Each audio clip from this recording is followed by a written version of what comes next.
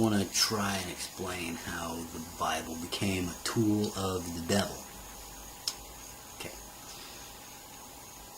When I say our history, what I mean is people who respect life, people who are thankful to be alive, people who are against civilization.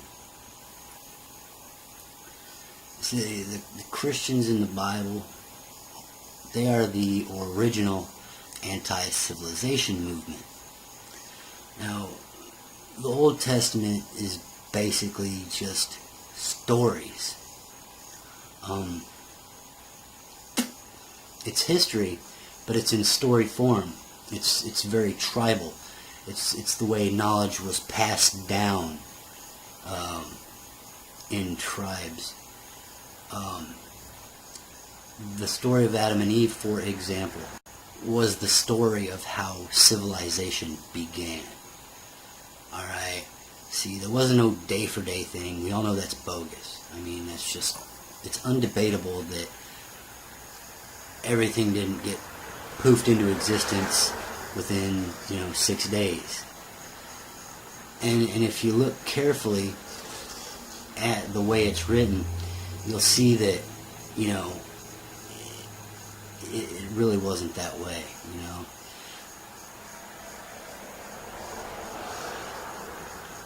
Because in Genesis 1, man is created, or whatever. That's when man became man, and he lived as a human should live.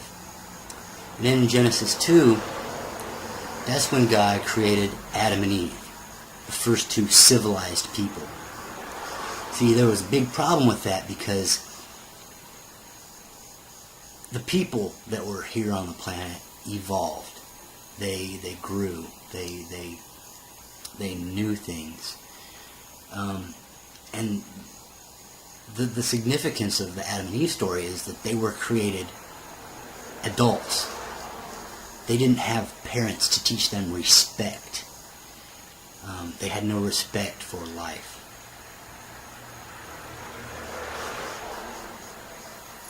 The whole eating of the tree of knowledge and good and evil, whatever, tree of knowledge of good and evil, that just represents the way civilized people live. Like, we are in control. Like, we can do whatever we want to this planet, and we don't have to give a shit. We don't have to care. It's the first time this planet's ever seen this type of shit, as far as I know. The tree of life is life in balance, life in harmony, living sustainably. Civilization does not allow that. If you're a descendant of Adam, you do not live sustainably, and if you choose to stay within civilization, you never will be able to live forever. See, because we live forever through our DNA. As long as people are on the planet, we will be alive through our DNA. Our children's children's children, whatnot. But that's what this whole battle is about.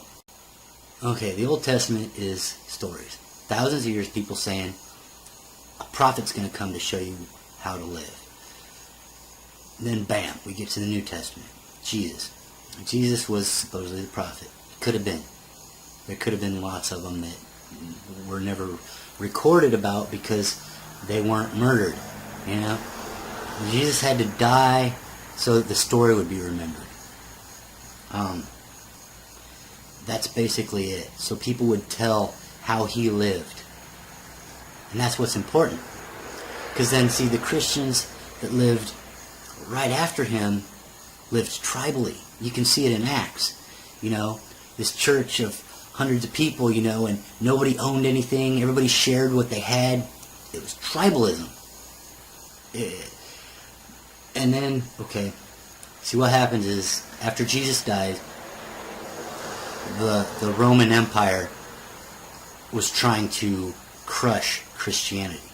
They were trying to crush this anti-civilization movement because it meant an end to everything they held dear. So we have the Dark Ages and the Crusades and the Reformation of the Christian Church. And during this time, the Roman Catholics collected all the scriptures. And they, with Emperor Constantine, decided what was going to be the Bible. They used scriptures, but they were all modified.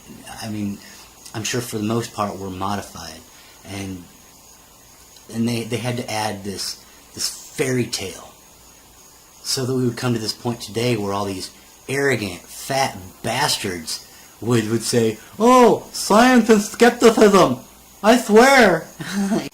It's just pure arrogance. The human mind can't comprehend something that could create all of this. But if you look at the way Jesus lived, he wasn't like a Christian. I don't want to be a Christian. I would not mind being called a follower of Christ, but religion is corrupt and spirituality is divine. There comes a point when you must decide whether you want to live or die.